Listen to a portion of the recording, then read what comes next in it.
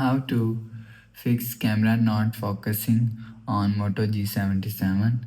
Let's start the video. First of all, if you want to fix this problem, restart phone. Just click on hold side power button and volume up button and restart phone from here.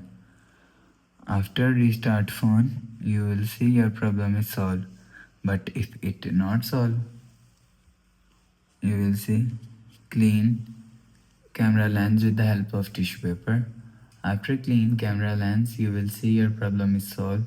But if it still not solved, click on settings app, scroll down and click on apps.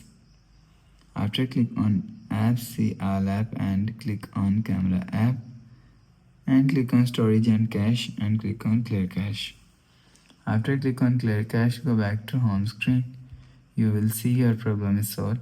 But if it's still not solved, again click on settings app, scroll down and click on system and reset option and reset all settings.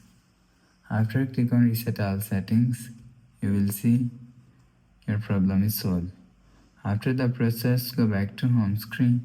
So that's how you can fix camera not focusing on Moto G77. If you like the video, please subscribe. Thanks for watching.